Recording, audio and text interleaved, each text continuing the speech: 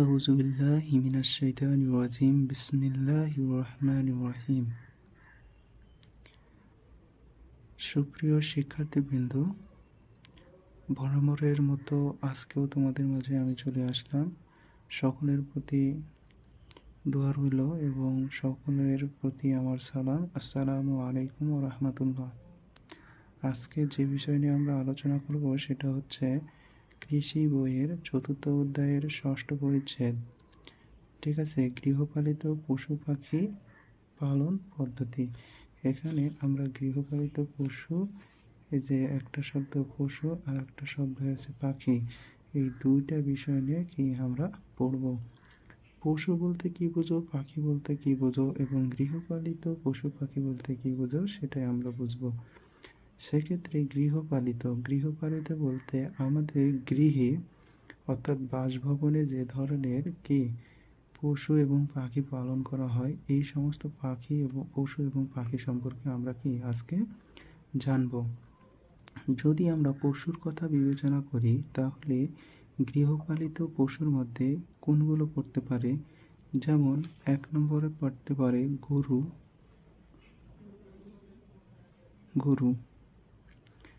২ নম্বরে পড়তে পারে কি ছাগল। ৩ নম্বরে পড়তে পারে কি ভেড়া। ৪ নম্বরে পড়তে পারে কি মহিষ। এছাড়াও ৫ নম্বরে পড়তে পারে কি দুম্বা। এছাড়াও বিভিন্ন ধরনের পশুগুলো আছে যেগুলো আমরা গৃহপালিত পশু হিসেবে চিহ্নিত করে থাকি। আবার যদি পাখির কথা বিবেচনা করি, অর্থাৎ গৃহপালিত পাখিগুলো কি কি হতে পারে, ১ নম্বরে আসবে হাঁস। ২ নম্বরে আসবে মুরগি।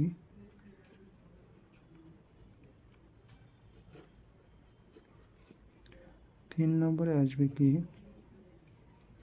রাজহাঁস।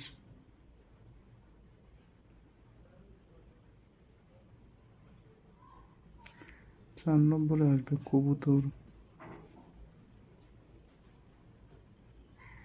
ইত্যাদি। ঠিক আছে, ইত্যাদি বিষয়, এগুলোই মূলত আমরা গৃহপালিত পশু এবং পাখি হিসেবে বিবেচনা করি। তবে আমরা এই অধ্যায় বা এই পরিচ্ছেদের মধ্যে গৃহপালিত পশু এবং পাখি পালন সম্পর্কে জানবো। সেখানে আমাদের এই গরু সম্পর্কে জানবো, ভেড়া সম্পর্কে জানবো, আর পাখিদের মধ্যে হাঁস, ঠিক আছে, হাঁস সম্পর্কে এবং মুরগি সম্পর্কে জানবো। ঠিক আছে, তো চলো আমরা সেই সম্পর্কে জানার আগে অর্থাৎ গৃহপালিত পশুর আবাসন সম্পর্কে জানবো। ঠিক আছে, এখানে বলা হয়েছে গৃহপালিত পশুর আবাসন, অর্থাৎ পশুর আবাসন সম্পর্কে জানবো, পাখির কিন্তু না। অর্থাৎ পশুর আবাসন সম্পর্কে জানবো এবং আবাসনটা কি সেই সম্পর্কে আমাদের কি একটা বিষয়বস্তু ক্লিয়ার হতে হবে। চলো তাহলে আবাসনটা কি একটু জেনে নিই। ঠিক আছে, এখন দেখো বলা হচ্ছে সুস্থভাবে বেঁচে থাকার জন্য এবং অধিক উৎপাদনের জন্য। কি বলা হলো?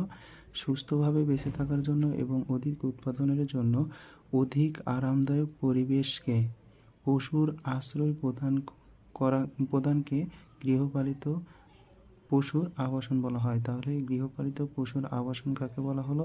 প্রথম অবস্থায় আসবে সুস্থভাবে বেঁচে থাকার জন্য এবং অধিক উৎপাদনের জন্য অধিক আরামদায়ক পরিবেশে পশুর আশ্রয় প্রদানকে গৃহপালিত পশুর আবাসন বলা হয়। ঠিক আছে, অর্থাৎ স্বাস্থ্য ভালো থাকতে হবে, অধিক উৎপাদন করতে হবে এবং পাশাপাশি কি আরামদায়ক পরিবেশ, ঠিক আছে, আরামদায়ক পরিবেশ সৃষ্টি করবা, আবার বলা হচ্ছে আশ্রয় প্রদান করে দিতে হবে। তাহলে সেই স্থানটাকে আমরা বলবো আবাসন। ঠিক আছে, এবার দ্বিতীয় বিষয় আসো, সেটা হচ্ছে যে গোয়ালঘর বা বাসস্থান কাকে বলা হয়? গৃহপালিত পশুর গোয়ালঘর বা বাসস্থান কাকে বলা হয়? সেক্ষেত্রে বলবা যে পশু থাকা খাওয়া বিশ্রামের জন্য যে আরামদায়ক ঘর তৈরি করে দেওয়া হয় তাকে বাসস্থান বা গোয়ালঘর বলা হয়। প্রশ্ন হয়ে থাকে গোয়ালঘর কাকে বলা হয়? তাহলে এই বিষয়টা এভাবে উত্তর দেবা যে পশুকে কী করতে হয়, থাকা, খাওয়া ও বিশ্রামের জন্য যে আরামদায়ক ঘর তৈরি করে দেওয়া হয় তাকে বাসস্থান বা গোয়ালঘর বলা হয়। ঠিক আছে, এবার পঞ্চম বিষয়টা যে অর্থাৎ কী ভাষা বলা হচ্ছে যে পশুর বাসস্থান বা গোয়ালঘরের অনেক সুবিধা রয়েছে। গোয়ালঘরে একক বা দলগতভাবে কি পশুপালন করার ব্যবস্থাপনা অনেক সহজ হয় এবং উৎপাদন খরচ অনেক কম হয়। গোয়ালঘরে সবসময় পশুকে আবদ্ধ না রেখে মাঝে মধ্যে বাইরে কী করতে হবে, ঘুরিয়ে আনা পশুর স্বাস্থ্যের জন্য ভালো। অর্থাৎ আমরা যে আবাসন বা গোয়ালঘর বা বাসস্থান তৈরি করলাম, এই বাসস্থান বা গোয়ালঘরে সার্বক্ষণিক গৃহপালিত পশুকে আবদ্ধ না রেখে এই গৃহপালিত পশুগুলোকে কি করতে হবে, বাসার বাইরে একটু হাঁটিয়ে নিয়ে আসতে হয়। ঠিক আছে, তাহলে গৃহপালিত পশুর ক্ষেত্রে স্বাস্থ্যটা একটু ভালো থাকে। এবার আসো আমরা জানবো যে আবাসনের উদ্দেশ্য, অর্থাৎ আবাসনের উদ্দেশ্য কী ধরনের হতে পারে। এখানে আবাসনের উদ্দেশ্য সম্পর্কে আমরা 16টা পয়েন্ট জানবো, যেগুলো সকলের জেনে থাকা উত্তম। ঠিক আছে, এবং পরীক্ষায় প্রশ্নে আসলে সেটা লেখা অবশ্যই প্রয়োজন। সেক্ষেত্রে মনে রাখার টেকনিক সহকারে আমি তোমাদের মাঝে এগুলো উপস্থাপনা করতে চেষ্টা করব। দেখো, বলা হয়েছে আবাসনের উদ্দেশ্য। প্রথমে একটা শব্দ পেলাম সরেয়া। এখন আবাসনের উদ্দেশ্য সম্পর্কে আমরা জানবো, সেটা হচ্ছে যে সরেয়া দ্বারা একটা বাক্য বলো। আরামদায়ক পরিবেশ সৃষ্টি। সরাতে আবাসন, সরাতে আরামদায়ক পরিবেশ সৃষ্টি করা, এটা হচ্ছে আবাসনের উদ্দেশ্য। অর্থাৎ আবাসনের উদ্দেশ্য কী হতে পারে, আরামদায়ক পরিবেশ সৃষ্টি করা। ঠিক আছে, দ্বিতীয় বিষয়টা বলা হচ্ছে সৃষ্টি, যে পরিবেশ, কী বলা হলো, পরিবেশ সৃষ্টি। এবার প দিয়ে আর একটা শব্দ ব্যবহার করো, সেটা হচ্ছে যে পশুকে আশ্রয় ও বিশ্রাম দেওয়া। পশুকে কী করা, আশ্রয় ও বিশ্রাম দেওয়া, দুইটা শব্দ বলা হলো। ঠিক আছে, আবার প দিয়ে আর একটা শব্দ বলা, সেটা হচ্ছে যে পশুর একক ও নিবিড় যত্ন নেওয়া। পশুর কি একক ও নিবিড় যত্ন নেওয়া। যখন পশুকে তুমি একটা আবাসনের মধ্যে রাখবা, তখন পশুকে তুমি সার্বক্ষণিক কি দেখাশোনা করতে পারবা এবং নিবিড়ভাবে যত্ন নিতে পারবা। তারপর বলা হয়েছে যে পশুকে শান্ত করা। ঠিক আছে, পশুকে শান্ত করা অর্থাৎ গৃহপালিত পশু পাখি এদের মধ্যে কি বিরক্তিকর এক ধরনের ভাব সৃষ্টি হতে পারে। অনেক সময় দেখা যায় যে গৃহপালিত পশুর মধ্যে ষাঁড় জাতীয় যেগুলো, ঠিক আছে, তারা কি করে, অনেক রুক্ষ মেজাজের হয়। তাদেরকে কি করতে হয়, পশুকে শান্ত করা। আবার অনেক ক্ষেত্রে গাভীরাও এই বিষয়টা থাকে। যখন গাভীর বাচ্চা হয়, সেই মুহূর্তে কিন্তু গাভীগুলো কি খুব অশান্ত থাকে। ঠিক আছে, এক্ষেত্রে কি করতে হবে, পশুকে শান্ত করতে হবে এবং দক্ষতার সাথে দুধ দহন করতে হবে। এই যে আমরা যখন দুধ দহন করে থাকি গাভী থেকে, তখন প্রথম কাজ হয় মূলত পশুকে শান্ত করা, এবং দ্বিতীয় কাজটা হচ্ছে দক্ষতার সাথে দুগ্ধ দহন করা। ঠিক আছে, আবার দেখো বলা হচ্ছে যে পশু থেকে অধিক দুধ ও মাংস উৎপাদন করা। কি করা, পশু থেকে অধিক মাংস ও কি দুধ উৎপাদন করা। এখানে উৎপাদন করার বিষয়টা বোঝানো হলো, তাই না, করা। আবার উৎপাদন দিয়ে আর একটা শব্দ বলো, সেটা হচ্ছে যে উৎপাদনের খরচ কমানো। অর্থাৎ উৎপাদনের খরচ কম হবে কিভাবে, আবাসনের সুযত্ন অর্থাৎ নিয়ম শৃঙ্খলার মধ্যে দিয়ে যদি তুমি উৎপাদন করে থাকো আবাসনের মধ্যে, তাহলে উৎপাদনের খরচও কমানো অর্থাৎ কম হবে এখানে। তারপর 8 নম্বর বিষয়টা বলা হচ্ছে যে রক্ষা বিষয়। এই তিনটা বিষয়টা হচ্ছে রক্ষা বিষয়। দেখো বলা হচ্ছে যে পোকা মাকড় ও বন্য পশু পাখি থেকে রক্ষা করবে। 9 নম্বর বলা হচ্ছে যে চোরের হাত থেকে রক্ষা করবে। 10 নম্বর বলা হচ্ছে খারাপ আবহাওয়া থেকে রক্ষা করবে। এখানে পোকামাকড়, পশু পাখি, বন্য পশু পাখি, চোরের হাত থেকে রক্ষা এবং খারাপ আবহাওয়া থেকে রক্ষা। তাহলে আমাদের মোটামুটি 10টা পয়েন্ট হয়ে গেল। এরপর দেখো বলা হচ্ছে 11 নম্বর, এখানে খারাপ দেওয়া ছিল খ দিয়ে, এখানেও দেখো খাদ্য ও পানির সরবরাহ সঠিক ও সহজ করা। অর্থাৎ খাদ্য ও পানি সহজে সরবরাহ করতে পারবে কি থাকলে, আবাসনের ব্যবস্থা থাকলে। তারপরে 12 নম্বর বিষয়টা হচ্ছে যে সময় মতো চিকিৎসা সেবা দেওয়া। তুমি যদি গৃহপালিত পশুর আবাসনের ব্যবস্থা করে দিতে পারো, তাহলে সঠিক সময়ে কি করতে পারবা, চিকিৎসা প্রদান করতে পারবা। তারপরে বলা হচ্ছে যে 13 নম্বরে সহজে গোয়াল ঘর পরিষ্কার করা। অর্থাৎ তুমি যে গোয়াল ঘর তৈরি করেছে, অর্থাৎ গোয়াল ঘর কাকে বলা হলো, গোয়াল ঘর হচ্ছে যে পশুর ক্ষেত্রে কি বলা হলো, যে পশুর ক্ষেত্রে গোয়ালঘর হচ্ছে পশুকে থাকা, খাওয়া ও বিশ্রামের জন্য যে আরামদায়ক ঘর তৈরি করে দেওয়া হয় তাকে বাসস্থান বা গোয়ালঘর বলা হয়। ওই একই গোয়ালঘর কী করতে হবে, সহজে পরিষ্কার করা যেতে পারে। আবার বলা হচ্ছে যে গোয়াল ও অন্যান্য বর্জ্য সংরক্ষণ করা, অর্থাৎ গোবর ও অন্যান্য বর্জ্য সংরক্ষণ করা, ঠিক আছে। তারপরে বলা হচ্ছে যে গর্ভবতী ও প্রসূতি ও বাচ্চা সঠিক পরিচর্যা করা। গর্ভবতী বলতে যে অবস্থায় অর্থাৎ গবাদি পশুর কি গর্ভধারণ করে সেই অবস্থাকে বোঝানো হয়েছে, এবং বাচ্চাকে সঠিক পরিচর্যা করা। আর 16 নম্বর বিষয়টা হচ্ছে রোগ প্রতিরোধ ও নিয়ন্ত্রণ করা। রোগ প্রতিরোধ এবং নিয়ন্ত্রণ করা, প্রতিরোধও করতে হবে, নিয়ন্ত্রণও করতে হবে। যদি আক্রান্ত হয়ে যায় সেক্ষেত্রে রোগকে কী করতে হবে, প্রতিরোধ করতে হবে, আর সেই বিষয়টা যাতে অন্য গবাদি পশুর মধ্যে না ছড়ায় সেই বিষয়টাকে আমাদের নিয়ন্ত্রণ করতে হবে। এরপর আমরা যে বিষয়টা জানব সেটা হচ্ছে পশুর আবাসনের স্থান নির্বাচন করা। অর্থাৎ আমরা যে গৃহপালিত পশুর আবাসনের জন্য স্থান নির্বাচন করব সেই স্থানটা কীরকম হওয়া উচিত সেই বিষয়ে আমরা বিষয়টা দেখো বলা হচ্ছে যে পশুর আবাসনের জন্য স্থান নির্বাচন করা একটি গুরুত্বপূর্ণ বিষয়। স্থান নির্বাচন সঠিক না হলে খামারে লাভজনক করা যায় না। পশুর আবাসন মূলধন ও পশুর সংখ্যার সাথে সম্পৃক্ত। এখানে একটা নৈমিত্তিক হয়ে থাকে যে পশুর আবাসনের মূলধন, অর্থাৎ পশুর যে আবাসন তৈরি করবেন সেটার মূলধন কার উপর নির্ভর করে, পশুর সংখ্যার সাথে সম্পৃক্ত, ঠিক আছে, তার উপর নির্ভর করবে।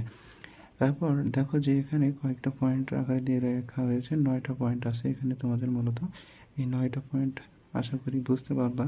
প্রথম অবস্থায় কী বলা হলো যে পশুর আবাসনের স্থান নির্বাচন করা, অর্থাৎ স্থানটা যখন নির্বাচন করবা অবশ্যই প্রথম যে বিষয়টা খেয়াল রাখতে হবে, উঁচু, শুকনো ও বন্যামুক্ত এলাকা হতে হবে।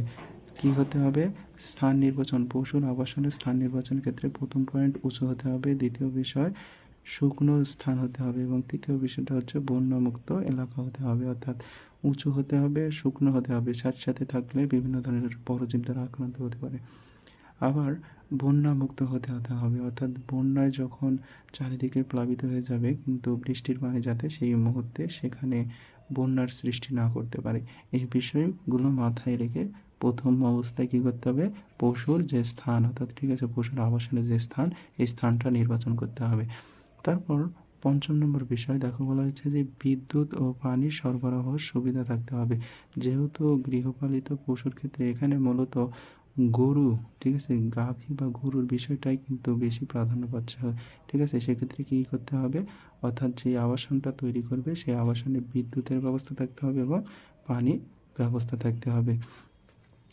এই যে বাক্যটা বললে না বন্যামুক্ত এলাকা, এই বয়ের সাথে মিল রেখে আমরা বলবো বিদ্যুৎ ও পানি সরবরাহের সুবিধা, ঠিক আছে, সুবিধা থাকতে হবে। এবার 3 নম্বর বিষয়টা, অর্থাৎ 3 নম্বর পয়েন্টটা হবে, দেখো এখানে কি বলা হলো, সুবিধা, তাই না, দন্তার সদা, অর্থাৎ সুবিধা ব দিয়ে, ঠিক আছে, ব দিয়ে একটা শব্দ ব্যবহার করো, সেটা হচ্ছে বাজার, মহাসড়ক ও বসতি থেকে কি করতে হবে, একটু দূরে হতে হবে।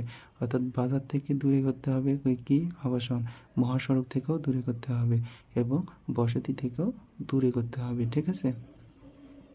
এই বিষয়টা একটু কেন এই বাজার, মহাসড়ক বা বসতি থেকে দূরে করতে হয় একটু বিষয় বিবেচনা করো। যখন তুমি বাজারের আশেপাশে করবা, একটা খামার তৈরি করলা, সেই ক্ষেত্রে তোমার যে পশুর যে খামার, এই খামারের বিভিন্ন ধরনের ময়লা আবর্জনা, ঠিক আছে, গোবর, এই ধরনের বিষয় কিন্তু তোমার পরিবেশ নষ্ট করবে, অর্থাৎ এক ধরনের দুর্গন্ধ, ঠিক আছে, সেগুলো বাজারকে কী করবে, নষ্ট করবে। এই কারণ থেকে কী করতে হবে, বাজার থেকে দূরে করতে হবে। আবার মহাসড়ক, দেখো অনেক সময় অনেক খামারে কী হয়, চোরের আক্রমণ হয়, আর চোরেরা এমন চতুর বা চালাক, তারা যখন চুরি করে, অর্থাৎ যদি কোনো ফাঁকা জায়গা পায় তাহলে ওই গরুকে আর বা গৃহপালিত পশুকে তুমি আর ধরতে পারবে না। ওরা যদি একবার কোনোভাবে তোমার বাসস্থান, অর্থাৎ আবাসস্থল থেকে কী করতে পারে, বের করতে পারে, তাহলে সেটা নিয়ে উধাও। তারপরে বলা হচ্ছে যে বসতি, অর্থাৎ আমাদের যে বসতি এলাকা, অর্থাৎ সেখানেও পরিবেশটা নষ্ট করতে পারে, অর্থাৎ দুর্গন্ধ সৃষ্টি হতে পারে। এই কারণে আমাদের কী করতে হবে, বাজার, মহাসড়ক এবং বসতি থেকে দূরে করতে হবে। তারপরের বিষয়টা হচ্ছে যে দুধ ও মাংস বাজারজাত করার সুবিধা থাকতে হবে। ঠিক আছে, দুধ ও মাংস বাজারজাত করার সুবিধা থাকতে হবে। ঠিক আছে, তারপরে বলা হচ্ছে যে ভালো যাতায়াত ব্যবস্থা থাকতে হবে। কি থাকতে হবে? ভালো যাতায়াত ব্যবস্থা থাকতে হবে। ঠিক আছে, দুধ ও মাংস বাজারজাত করার জন্য সুবিধা থাকতে হবে। সেই সুবিধাটা কি হবে? অবশ্যই ভালো যাতায়াত ব্যবস্থা থাকতে হবে। যদি ভালো যাতায়াত ব্যবস্থা না থাকে তাহলে দুধ এবং মাংস বাজারজাত করা যাবে না। তাই বলা হচ্ছে যে দুধ ও মাংস বাজারজাত করার সুবিধা থাকতে হবে। কী ধরনের সুবিধা? ভালো যাতায়াত ব্যবস্থা থাকতে হবে। তারপর বলা হচ্ছে যে ভবিষ্যতে কী করতে হবে? ভবিষ্যতে খামার বড় করার সুবিধা থাকতে হবে। এই যে ভালো যাতায়াত, ভালোর সাথে আর একটা বিষয় মিল করে বলো যে ভবিষ্যতে খামার বড় করার সুযোগ থাকতে হবে। তারপরে বলা হচ্ছে যে গোয়ালঘর বা খামারের এলাকা থেকে সহজে পানি নিষ্কাশন, অর্থাৎ তুমি যে গোয়ালঘর বা আবাসনের যে বিষয়টা তৈরি করলে, আবাসস্থল তৈরি করলে, সেই আবাসস্থল থেকে বা গোয়াল থেকে কি করতে হবে? পানি যাতে জমে না থাকে, পানি থাকলে সেটা নিষ্কাশনের ব্যবস্থা ভালো থাকতে হবে। তারপর বলা হচ্ছে যে গোয়াল ঘরে যেন সূর্যের আলো পড়ে সেই দিকে কি খেয়াল রাখতে হবে। আবার গোয়াল ঘরের ঘরের চারপাশে পরিষ্কার রাখা।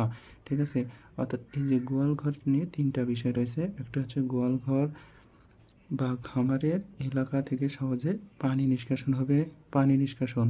2 নম্বর বলা হচ্ছে সূর্যের আলো পড়তে হবে। 3 নম্বর বলা হচ্ছে পরিষ্কার রাখতে হবে, পানি নিষ্কাশন করতে হবে এবং সূর্যালো পড়তে হবে। কোথায়? গোয়াল ঘরে। তারপর লাস্ট পয়েন্টটা সেটা হচ্ছে যে পশুর জন্য খাদ্য ও পানি সরবরাহের বিষয়টি মনে রাখতে হবে। যে পশুর জন্য খাদ্য ও পানি কী করতে হবে? সরবরাহ করতে হবে, অর্থাৎ তাকে প্রদান করতে হবে। পশুকে এই বিষয়টা কী করতে হবে? প্রদান করতে হবে। আর এরপর যেটা আমরা জানবো যে গরুর আবাসনের ক্ষেত্রে কি কি বিষয় দেখো। বলা হচ্ছে যে গরুর আবাসনের জনপ্রিয় পদ্ধতি হলো গোশালা বা গোয়াল ঘর। ঠিক আছে, ঘরে বেঁধে পশু পালন করা। কোথায়? গোশালা বা গোয়াল ঘরে। এখন তোমাদের এই বিষয়টা প্রশ্ন হবে, গোশালা কি বা গোয়াল ঘর কি বা আবাসস্থল কি? ঠিক আছে, আবাসন স্থল কি? সেক্ষেত্রে সব ধরনের উত্তর একই হবে, যেটা আমরা প্রথমে পড়ে আসলাম। যেখানে কি করা হবে? গৃহপালিত পশুকে খাবার, আশ্রয়, ঠিক আছে, পরিচর্যা করা হয়, সেখানে সেই ঘরটাকে আমাদের গোশালা বা গোয়াল ঘর বলা হয়। তো বিষয়টা হচ্ছে যে দেখো, এবার গোয়াল ঘরের কী করতে হবে? আকার পশুর সংখ্যার উপর নির্ভর করে। যে গোয়াল ঘর, ঠিক আছে, গোয়াল ঘরের আকার কার উপর নির্ভর করে? পশুর সংখ্যার উপর নির্ভর করে। পশুর সংখ্যা যদি 10-এর কম হয় তাহলে এক সারি বিশিষ্ট ঘর। পশুর সংখ্যা কয়টি? 10টির যদি কম হয় তাহলে এক সারি বিশিষ্ট, এবং যদি পশুর সংখ্যা 10-এর অধিক হয় তাহলে 2 সারি বিশিষ্ট কী করতে হবে? ঘর তৈরি করতে হবে। অর্থাৎ ধরো তোমার এইরকম একটা সারি, যেখানে 1টা 2টা 3টা 4টা 5টা 6টা 7টা 8টা 9টা 10টা, অর্থাৎ 10টা গরুকে কি খাবার প্রদান করা হচ্ছে। যদি 10টা হয় তোমার, তাহলে এইভাবে কি একটা অর্থাৎ এক সারি বিশিষ্ট করা যেতে পারে। আর যদি গরু সংখ্যা 10-এর অধিক হয় তাহলে আর একটা সারি করতে হবে, অর্থাৎ 1টা 2টা 3টা 4টা 5টা 6টা 7টা 8টা 9টা 10টা, অর্থাৎ 10টা গরু। আবার ধরো তোমার 20টা গরু, সেক্ষেত্রে এইভাবে কি খামারটা তৈরি করতে হবে। অর্থাৎ ওই পাশে কিছু গরু থাকবে, এই পাশে কিছু গরু থাকবে, এই পাশ দিয়ে কিছু গরুকে খাবার প্রদান করা হবে, আবার কিছু গরুকে এই পাশ দিয়ে খাবার প্রদান করতে হবে, অর্থাৎ 2 সারি বিশিষ্ট করতে হবে। ঠিক আছে, আচ্ছা। তারপরে দেখো যে বলা হচ্ছে যে গাভী পালন, অর্থাৎ গাভী পালনের বিষয়টা কি? অর্থাৎ গরুর যে স্ত্রীলিঙ্গ, সেই লিঙ্গটা ভেদে গাভী এবং ষাঁড়, গরুকে ভাগ করা হয় গাভী এবং ষাঁড় হিসেবে। তো সেক্ষেত্রে আমাদের গাভী পালন সম্পর্কে জানবো। ঠিক আছে, গাভী পালন বিষয়টা কি? কৃষির অগ্রগতি ও বিকাশের সাথে পশু ও গাভী পালনের অঙ্গাঙ্গিভাবে জড়িত। ঠিক আছে, এখানে কৃষির একটা অগ্রগতি ঘটছে না, এবং বিকাশও ঘটেছে। এই দুইটা বিষয়ের ক্ষেত্রেই আমাদের কিন্তু গাভী পালন অঙ্গাঙ্গিভাবে জড়িত। কীভাবে জড়িত দেখো, যখন আদিমকালের মানুষ, অর্থাৎ কিছুদিন আগে যখন আমাদের আধুনিক প্রযুক্তিগুলো আসে নাই, পাওয়ার টিলার বলো, ট্রাক্টর বলো, ঠিক আছে, এ ধরনের বিষয় যখন আসছিল না, তখন কিন্তু কৃষকেরা কী করতো, এই গাভী পালন করে গাভী দ্বারা তারা কী করতো, জমি চাষ করে বিভিন্ন ধরনের আবাদ ফলাতো। তার মানে দেখো যে এই যে আমাদের কৃষির ক্ষেত্রে মূল বিষয়টা সেটা উৎপাদন, আর এই উৎপাদনের মূলে কী ছিল, গাভী ছিল, ঠিক আছে।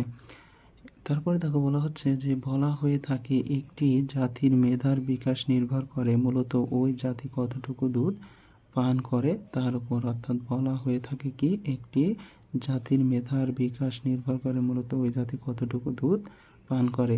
অর্থাৎ আমাদের কিন্তু যে দুধ খাওয়ার বিষয়টা, ঠিক আছে, আমরা প্রতিনিয়ত কি পুষ্টি পাওয়ার জন্য কি দুধ খেয়ে থাকি, তাই না, শক্তি অর্জনের জন্য দুধ খেয়ে থাকি। এই দুধ কিন্তু মূলত আমাদের এই গাভী থেকে পেয়ে থাকি, তাই না।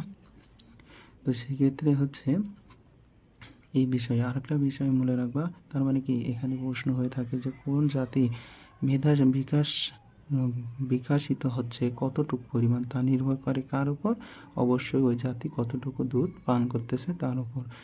আবার বলা হচ্ছে যে আজকের বিশ্বে যেখানেই কৃষির বিকাশ লাভ করেছে গাভীর দুধ উৎপাদন ও ব্যবহার সেখানে শিল্প হিসেবে প্রতিষ্ঠা লাভ করেছে। অর্থাৎ আমাদের বিশ্বের যেখানে কৃষি লাভ করেছে, অর্থাৎ গাভীর দুধ উৎপাদন এবং ব্যবহার সেখানে শিল্প হিসেবে প্রতিষ্ঠিত হয়েছে।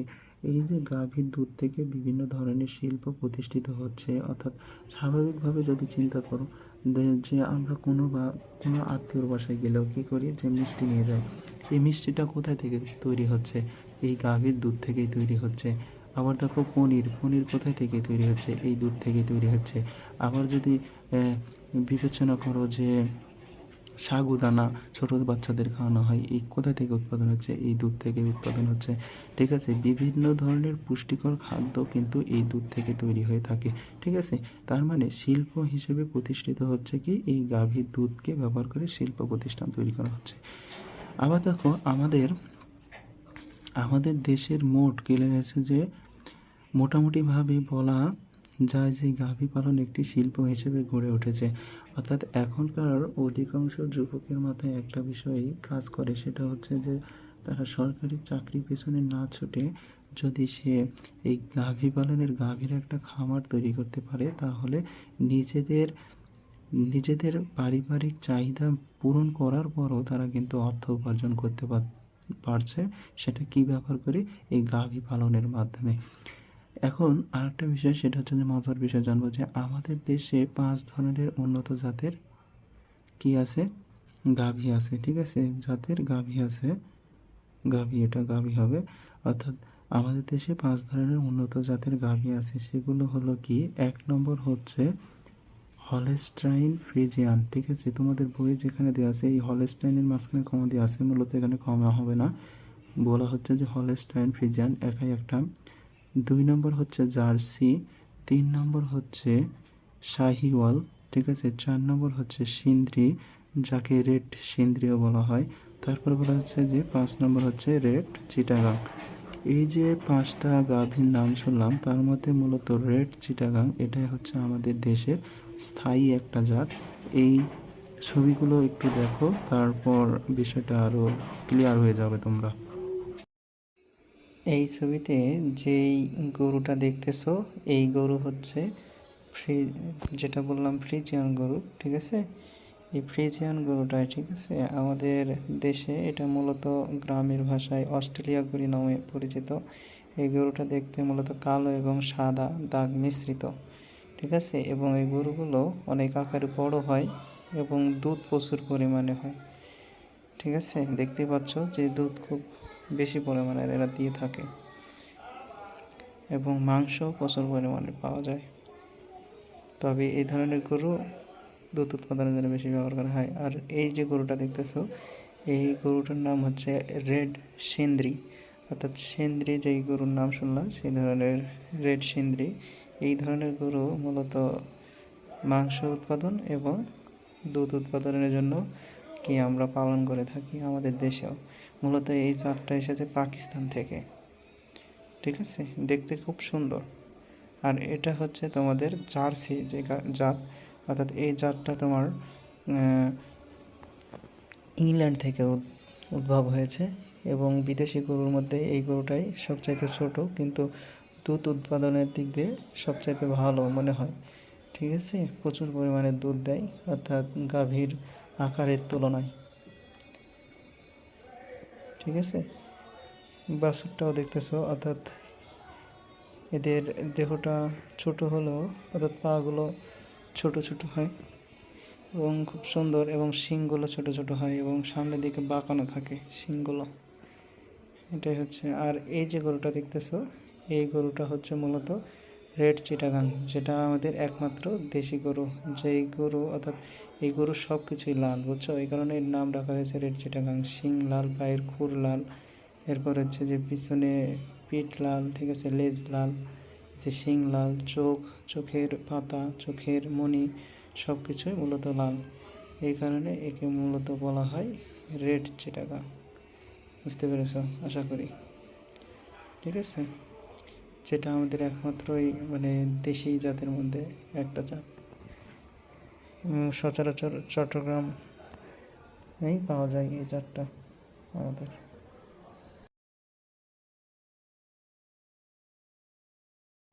আচ্ছা, এই সমস্ত জাতের গাভী দুধ উৎপাদনের ক্ষেত্রে কি উৎপাদন ক্ষমতা বেশি, মোটামুটি ভালো। বৈজ্ঞানিক পদ্ধতিতে লালন পালন ও প্রজনন করলে এদের উৎপাদন ক্ষমতা কি হয়, আরও বৃদ্ধি পায়। অর্থাৎ এই সমস্ত গাভী, যে 5 ধরনের গাভীর কথা বলা হলো, এই গাভী অধিকতর দুধ উৎপাদন করে থাকে। 10 লিটার, 12 লিটার থেকে 20 শুরু করে 20-25 লিটার পর্যন্ত কি এরা দুধ দিয়ে থাকে, ঠিক আছে। এখন বিষয়টা হচ্ছে যে যদি বৈজ্ঞানিক পদ্ধতি অবলম্বন করে, অর্থাৎ আধুনিক প্রযুক্তি ব্যবহারের মাধ্যমে যদি তুমি এই গাভীগুলো পালন করে থাকো, তাহলে কি হবে, অবশ্যই উৎপাদন বেশি হবে, দুধ উৎপাদন বেশি হবে এবং মাংস উৎপাদনও বেশি হয়ে থাকবে। এখন আসো যে গাভীর পরিচর্যা, অর্থাৎ গাভীর পরিচর্যার বিষয় কি, অর্থাৎ তুমি যে গাভী থেকে কি করবা, দুধ উৎপাদন করবা, তারপর কি করবা, মাংস উৎপাদন করবা, এরপর কি করবা, সেখান থেকে আমরা বিভিন্ন ধরনের বাছুর, ঠিক আছে, বাছুর পাবো, অর্থাৎ নতুন প্রজাতি পাবো, অর্থাৎ নতুনভাবে আবারও আমরা উৎপাদন পাবো, কি ধরনের, অর্থাৎ এদের প্রজনন ঘটবে। এই সমস্ত বিষয় যদি আমাদের পেতে হয়, তাহলে অবশ্যই গাভীর কী করতে হবে, গাভীর পরিচর্যা করতে হবে। গাভীর পরিচর্যার লক্ষ্য হলো গাভী যাতে অধিক কর্মক্ষম হয়, অর্থাৎ গাভীতে তুমি যত পরিচর্যা করবা, তাহলে গাভী কী হবে, কর্মক্ষম হবে, অর্থাৎ তার কাজ করার ক্ষমতা বৃদ্ধি হয়ে যাবে। তারপর বলেছে যে গাভীর গর্ভকালীন, প্রসবকালীন ও দুগ্ধ দহনের কালের পরিচর্যার দিকে বিশেষ গুরুত্ব দিতে হয়। অর্থাৎ গাভীকে কোন কোন ক্ষেত্রে বেশি গুরুত্ব দিতে হয়, 1 গর্ভকালীন, যখন সে গর্ভধারণ করবে, 2 প্রসবকালীন, অর্থাৎ যখন সে প্রসব করবে, ঠিক আছে, এবং দুগ্ধ দহনের কালে কি করতে হবে, অধিক পরিচর্যার দিকে বিশেষ গুরুত্ব দিতে হবে, ঠিক আছে।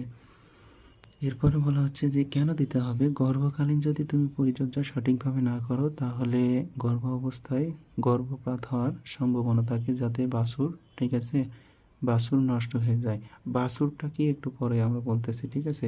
আর প্রসবকালীন, অর্থাৎ প্রসবকালীনে তুমি যদি বিলম্ব করো, তাহলেও বাছুর কিন্তু কি মারা যায়, ঠিক আছে। গাভী যখন প্রসব করবে, সেই মুহূর্তে অবশ্যই খুব দক্ষ ব্যক্তি দিয়ে এই প্রসবের কাজটা করাতে হবে, অন্যথায় ভেটেরিনারি চিকিৎসকের শরণাপন্ন হতে হবে, সেই ভেটেরিনারি চিকিৎসকের সাহায্য নিয়ে কি প্রসব করতে হবে। আর দুগ্ধ দহন, তুমি যে দুধ উৎপাদন করতেছো, সেই মুহূর্তে যদি পরিচর্যা ভালোভাবে না করো, তাহলে দুধের উৎপাদন ভালো হতে পারে না। এই বিষয়টা বিশেষ করে গুরুত্ব দিতে হবে এবং গাভীকে নিয়মিত কি করাতে হবে, গোসল করাতে হবে, ঠিক আছে, গোসল করাতে হবে, শিং কাটতে হবে, ঠিক আছে, শিং কাটতে হবে। এরপর বিষয়টা হচ্ছে যে খুর কাটতে হবে। খুর বলতে পায়ের যে খুরটা থাকে, আমরা যেমন আঙুল কাটি, তেমন এদের খুরও কাটতে হবে, ইত্যাদির দিকে বিশেষ গুরুত্ব দিতে হবে। এসব পরিচর্যায় গাভীর কি থাকে, গাভীর স্বাস্থ্য ভালো থাকে এবং উৎপাদন ভালো প্রভাব পড়ে।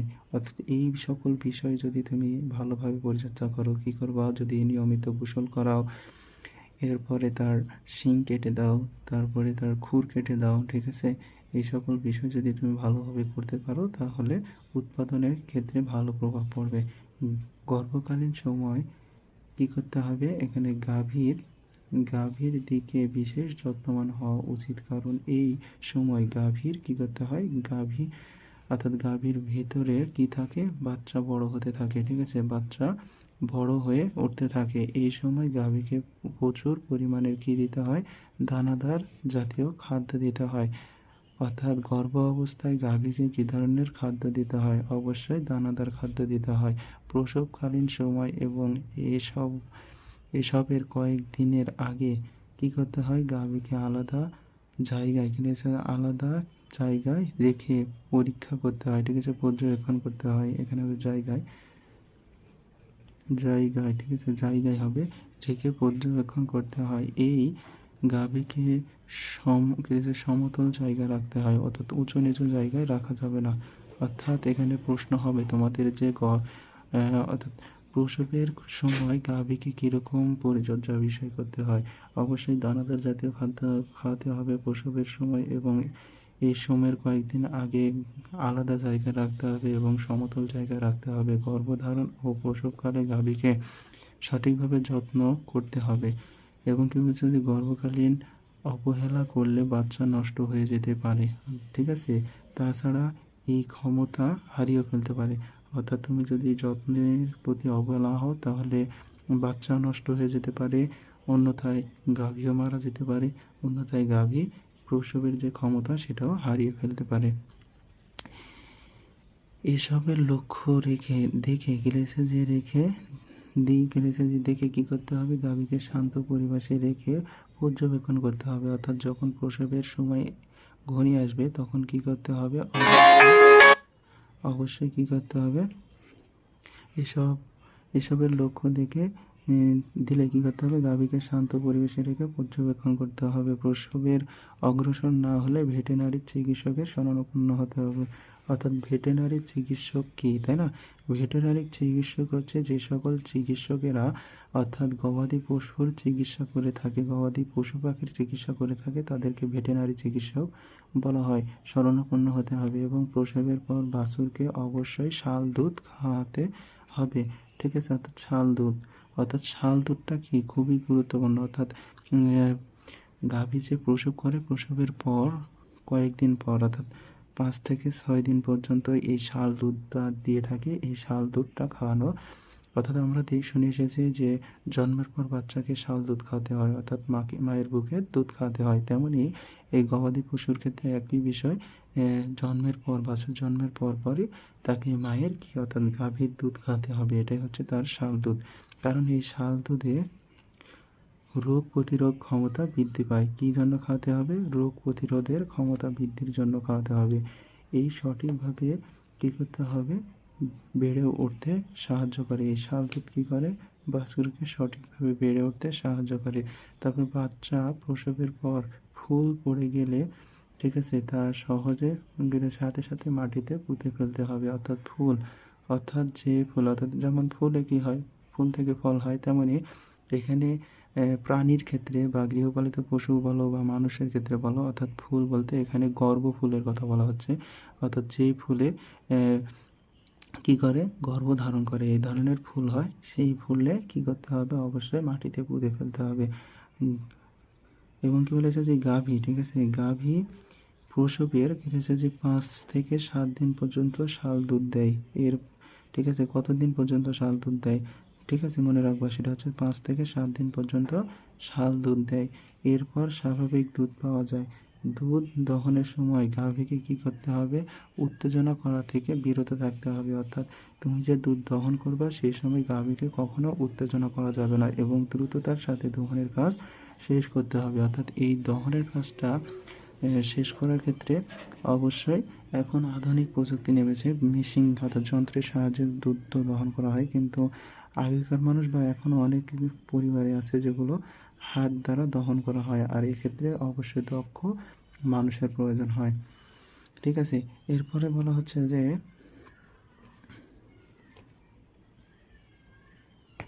এরপর বলা হচ্ছে যে গাভীর উত্তেজিত করা থেকে কি করতে হবে, বিরত থাকতে হবে এবং দ্রুততার সাথে কাজটা শেষ করতে হবে। এবং আরেকটা বিষয় হচ্ছে যে গাভীর বাচ্চা প্রসবের 90 দিনের মধ্যে গাভীর গরম না হলে ডাক্তারের পরীক্ষা করে গরম করাতে হবে।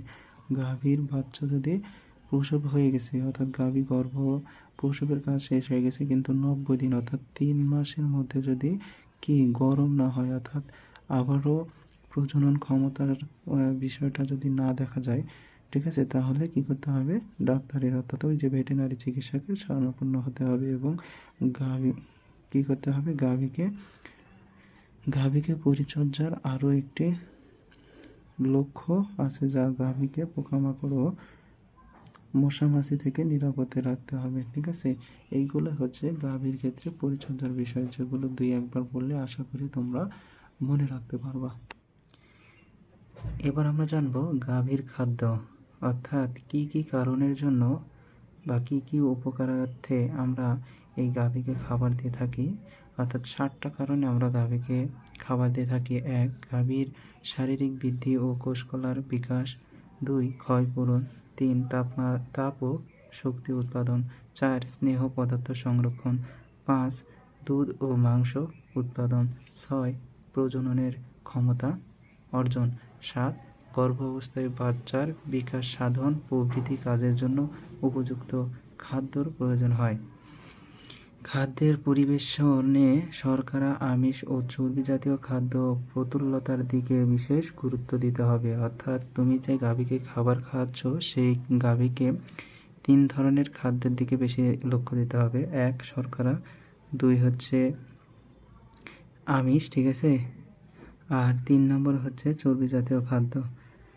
এগুলো হচ্ছে গাভীর জন্য খুবই গুরুত্বপূর্ণ। তোমরা জানো যে শর্করা হচ্ছে কার্বোহাইড্রেট জাতীয় খাদ্য, আর আমিষের মধ্যে তো প্রোটিন জাতীয় খাদ্য এবং চর্বি হচ্ছে তেল জাতীয় খাদ্যের মধ্যে। ঠিক আছে, এবার হচ্ছে যে গাভীর শারীরিক বিকাশের জন্য সব ধরনের খাদ্য উপাদান কি গুরুত্ব অপরিসীম। এসব খাদ্য মিশ্রণের পশুর দৈহিক প্রয়োজন মেটানোর জন্য উপযুক্ত পরিমাণ ও অনুপাতে সব রকমের পুষ্টির উপাদান থাকতে হবে।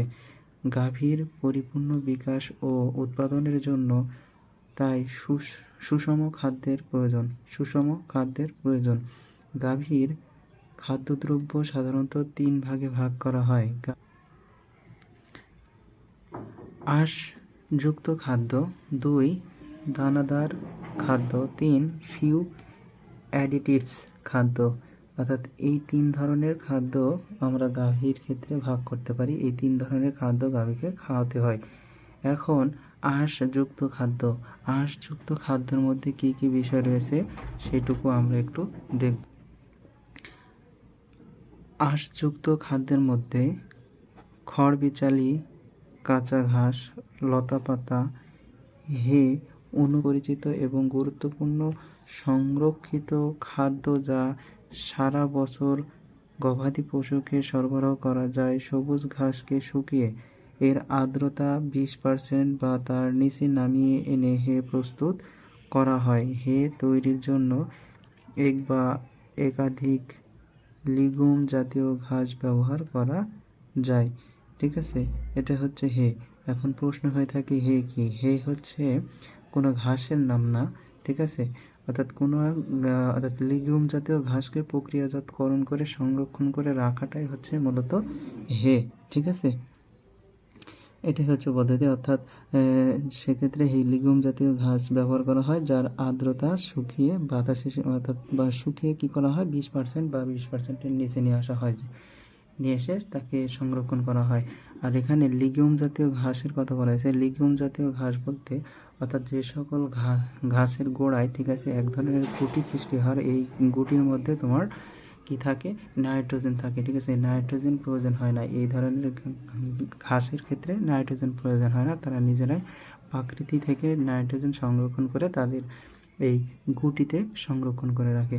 তারপরের বিষয়টা দেখো যে সাইলেজ ইত্যাদি প্রধান, অর্থাৎ সাইলেজ, এখানে আরেকটা পদ্ধতি বলা হয়েছে সাইলেজ। সাইলেজটা কি, ঠিক আছে, সেটা একটু পরে জানবো। দেখো বলা হয়েছে যে দানাদার খাদ্যের মধ্যে সাইলেজটাও বিষয়টা হচ্ছে একই রকম, অর্থাৎ আমরা পড়ে এসেছি বা শুনেছি যে ভুট্টা, অর্থাৎ ভুট্টা জাতীয় গাছ কী করতে হয়, যখন ফুল আসে তার পূর্ব মুহূর্তে কেটে তো এগুলোকে ছোট ছোট টুকরো করে সংরক্ষণ করা হয়, ঠিক আছে, এটাকে বলা হয় সাইলেজ, ঠিক আছে। সাইলেজও এক ধরনের ঘাস সংরক্ষণের পদ্ধতি, এও হচ্ছে এক ধরনের ঘাস সংরক্ষণের পদ্ধতি, ঠিক আছে।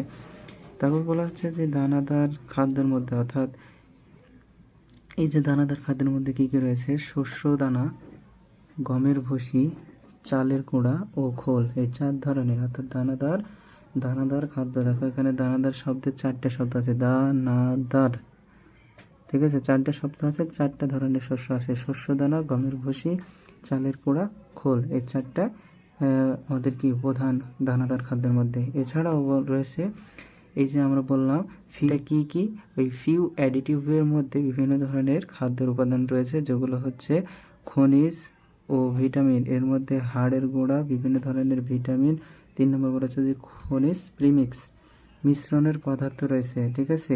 এসব পশুর খাদ্যর প্রয়োজন মতো সংগ্রহ করে গাভীকে পরিবেশন করতে হবে, ঠিক আছে। অর্থাৎ এখানে এই যে ফিউ অ্যাডিটিভসের মধ্যে আমরা 3 ধরনের বিষয় পেলাম, সেগুলো হচ্ছে যে খনিজ, ভিটামিন, ঠিক আছে, হাড়ের গুঁড়া, ভিটামিন, বিভিন্ন ভিটামিন ও খনিজ প্রিমিক্স, ঠিক আছে। প্রিমিক্স শব্দের অর্থ হচ্ছে যে মিশ্রণ, বিভিন্ন ধরনের উপাদানের মিশ্রণকে স্বাভাবিকভাবে প্রিমিক্স বলা হয়। প্রিমিক্স বা মিশ্রণ, প্রিমিক্সটাই শব্দের অর্থ হচ্ছে মিশ্রণ, অর্থাৎ এই ধরনের খনিজ লবণের মধ্যে বিভিন্ন ধরনের উপাদান বিদ্যমান মিশ্রণ থাকবে।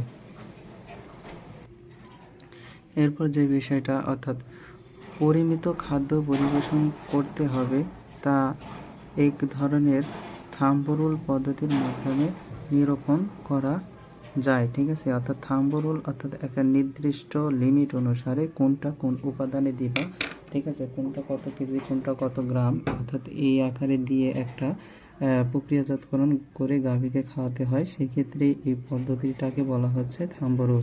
যেমন একটা থাম্ব রুল তৈরির ক্ষেত্রে কী কী বিষয়ের প্রয়োজন, প্রতিদিন একটি গাভী যে পরিমাণ মোট আঁশযুক্ত খড় বা সবুজ ঘাস খেতে পারে তাকে কি করতে হবে, খেতে দিতে হবে।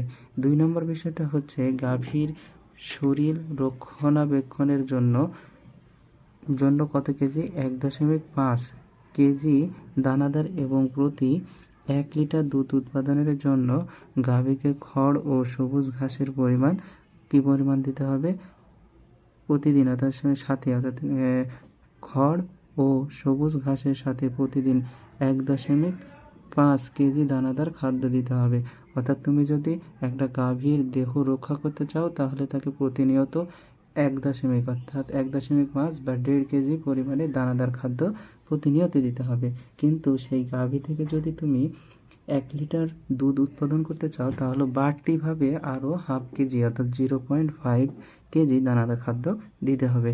3 নম্বর বিষয়টা হচ্ছে গাভীকে 40 থেকে 50 গ্রাম হাড়ের গুঁড়া এবং 100 থেকে 120 গ্রাম খাদ্য লবণ, ঠিক আছে, খাবার লবণ, এক কথায় খাদ্য লবণ সরবরাহ করতে হবে। অর্থাৎ আমরা যে ধরনের খাবার লবণ খেয়ে থাকি আয়োডিনযুক্ত বা অন্য আয়োডিন, এই 4টা বিষয় যখন আমরা একটা নির্দিষ্ট মাত্রায় নির্দিষ্ট প্রক্রিয়ায় অবলম্বন করে দিতে থাকবো তখন সেটাকে আমরা একটা থাম্ব রুল বলে থাকবো, ঠিক আছে। এবার আমরা জানবো গাভীর স্বাস্থ্যসম্মত লালন পালন ও রোগ প্রতিরোধ ব্যবস্থা। স্বাস্থ্যসম্মত লালন পালন বলতে এমন কতগুলো স্বাস্থ্যগত বিধি ব্যবস্থাকে বোঝায় যা এই যাবৎকাল পশু সম্পদ উৎপাদনে ব্যবহৃত হয়ে এসেছে। এগুলো হলো 1 নম্বর, বাসস্থান নির্মাণে আলো বাতাসের ব্যবস্থা ও দুর্যোগ নিরোধ করা। যেখানে তুমি বাসস্থান তৈরি করে দিবে সেখানে আলো বাতাসের ব্যবস্থা থাকতে হবে এবং দুর্যোগে নিবারণ করা, অর্থাৎ দুর্যোগ বিভিন্ন ধরনের ঝড়, এছাড়াও বন্যা, এছাড়াও কি ভারী বর্ষণ, এই সমস্ত বিষয়গুলো কী করতে হবে, নিবারণ করতে হবে। 2 নম্বর বিষয় বলা হচ্ছে যে খাদ্য ও পানির পাত্র পরিষ্কার পরিচ্ছন্ন রাখা। 3 নম্বর বিষয় বলা হচ্ছে যে পচা, বাসি ও ময়লাযুক্ত খাদ্য ও পানি পরিহার করা। 4 নম্বর বিষয় বলা হচ্ছে যে সদ্য তাজা খাদ্য ও পানি সরবরাহ করা, তাজা তাজা ঘাস এবং মানে পানি, খাবার পানি যেটা সরবরাহ করবো সেটা হতে হবে ভালো। তারপর বলা হচ্ছে যে প্রজনন ও প্রসবে নির্জীবাণু পদ্ধতি অবলম্বন করা। প্রজনন ও প্রসবে নির্জীবাণু পদ্ধতি অবলম্বন করা বলতে বোঝানো হচ্ছে যে যখন কোনো প্রসূতি গাভী কী করবে, প্রজনন সম্পন্ন করবে, অর্থাৎ অর্থাৎ কী করবে, যখন গর্ভ ধারণের শেষ মুহূর্তে অর্থাৎ প্রসব করবে, সেই প্রসবের সময় বিভিন্ন ধরনের জীবাণুমুক্ত পদ্ধতি অবলম্বন করতে হবে। যেমন হতে পারে যে যখন বাছুরের কী করতে হয়, নাভি কাটতে হয়, তখন সেখানে অনেক ধরনের পরিষ্কার বিষয় দিয়ে সেটাকে কাটতে হয়। এছাড়াও পরিষ্কার জায়গায় কি বাছুরকে রাখতে হয়, এই বিষয়টা। তারপর বলা হচ্ছে যে 6 দ্রুত মলমূত্র নিষ্কাশন করা, দ্রুত মলমূত্র নিষ্কাশন করতে হবে। 7 নম্বর বিষয়টা হচ্ছে যে অসুস্থ গাভীকে পৃথকীকরণ ও মৃত গাজী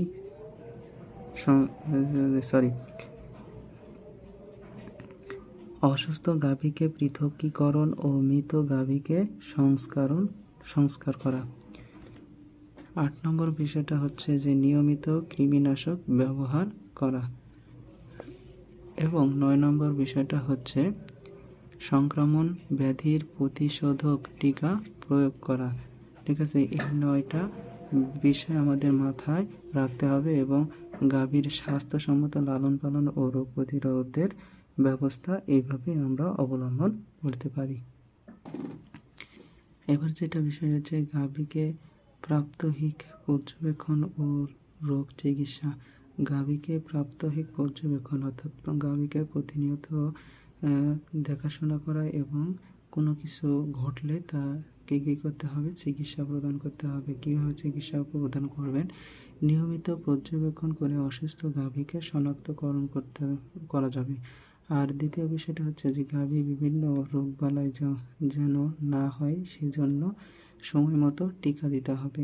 ঠিক আছে, এখন আমরা কয়েকটা রোগ সম্পর্কে জানবো যেগুলো গাভীর রোগ হয়ে থাকে। 1 নম্বর বিষয়টা হচ্ছে যে তড়কা এটা কী ধরনের রোগ দেখো, বলা হচ্ছে যে গবাদি পশুর একটি মারাত্মক ব্যাকটেরিয়াজনিত, ঠিক আছে, ব্যাকটেরিয়াজনিত তড়কা কী জনিত রোগ, ব্যাকটেরিয়াজনিত রোগ। এই বিষয়টা কিন্তু তোমাদের বইতে আনায়, আমি এখানে এক্সট্রাভাবে তোমাদের কাছে তুলে ধরতে চেয়েছি।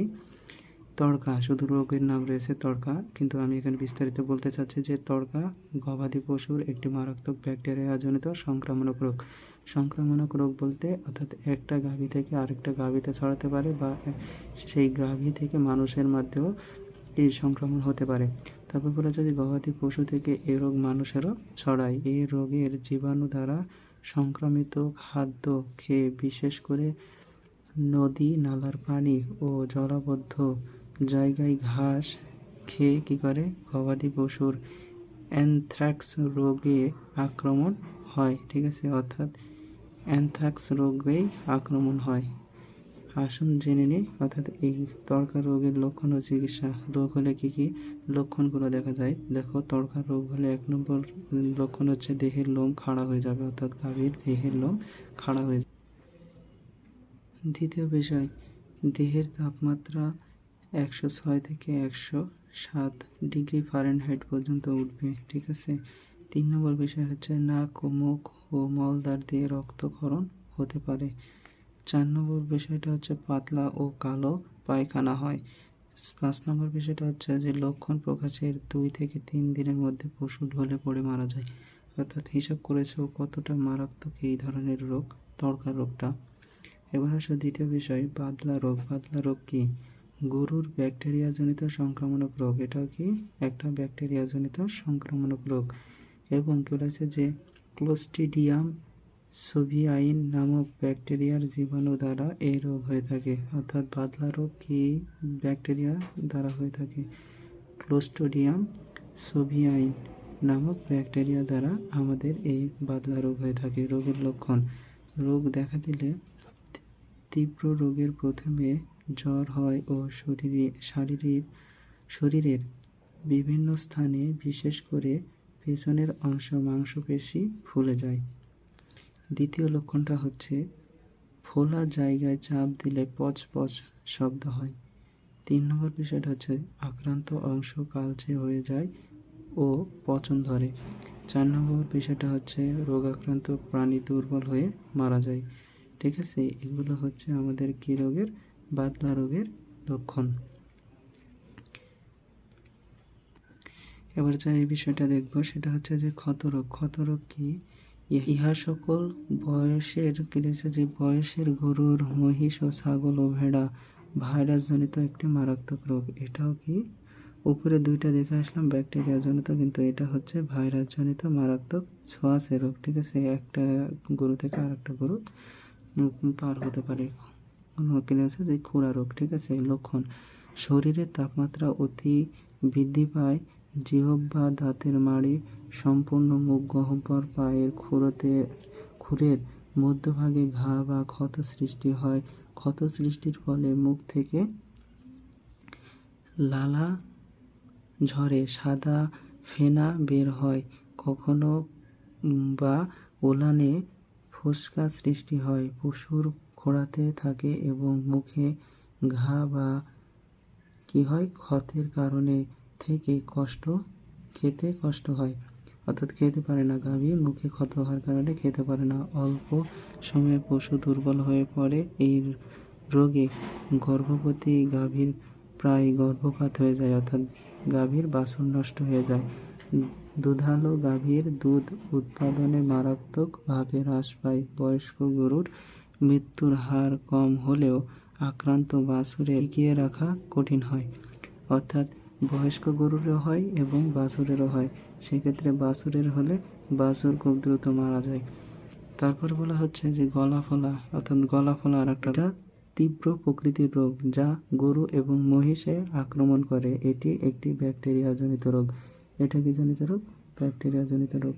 রোগে বর্ষাকালে গলা ফোলা রোগ বেশি দেখা যায়, অর্থাৎ কোন মৌসুমে গলা ফোলা রোগ বেশি দেখা যায়? বর্ষাকালে এই রোগটা বেশি দেখা যায়। আমাদের দেশে বর্ষার শুরুতে এবং বর্ষার শেষে এই রোগের প্রাদুর্ভাব বেশি দেখা যায়। পশুর শরীরে স্বাভাবিক অবস্থা ও রোগের জীবাণু বিদ্যমান থাকে।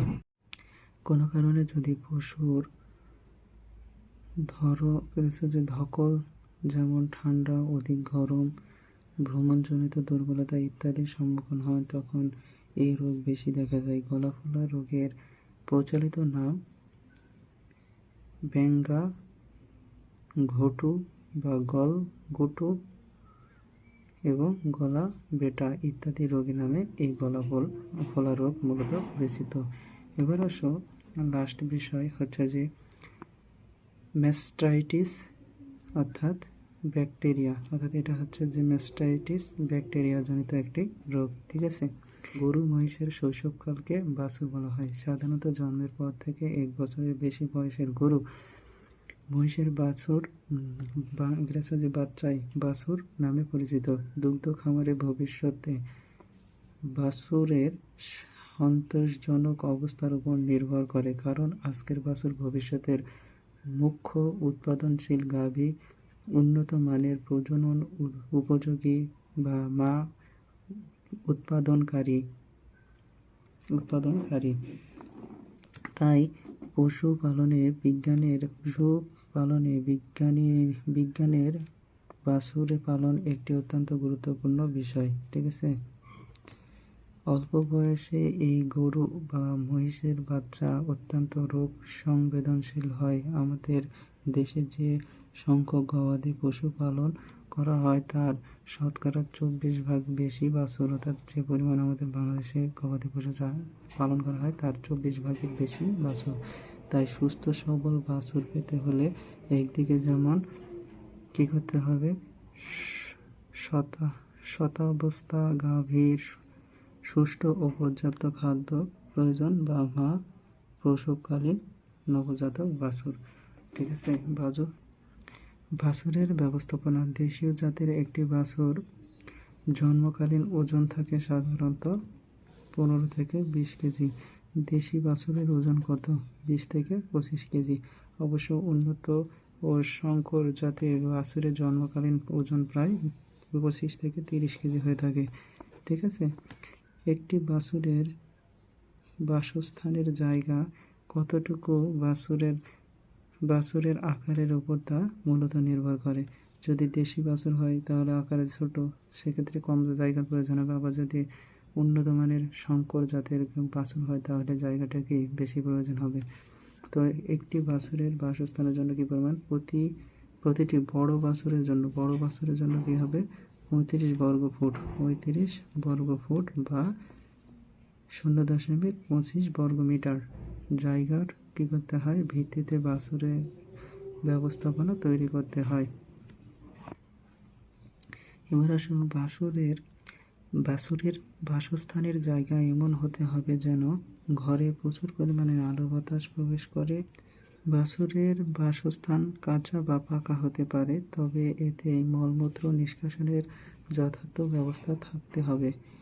একটি ছোট বাছুরের জন্য জায়গা কত পরিমাণ লাগবে, অর্থাৎ 12 বর্গ ফুট অর্থাৎ 1.11 মিটার জায়গার প্রয়োজন হয়। তারপর বলা হচ্ছে যে বাছুরের খোপে গড় বিচালি, কি বলেছে যে খড় হবে এখানে, খড় বিচালি নিয়ে বিছানা তৈরি করতে হয়। মেঝে পাকা হলে তা যেন কর্দমাক্ত বা স্বেচ্ছাতে না হয় সেদিকে বিশেষ নজর রাখতে হবে। এই হচ্ছে আমাদের মূলত গৃহপালিত পশুর মধ্যে বাছুর পালনের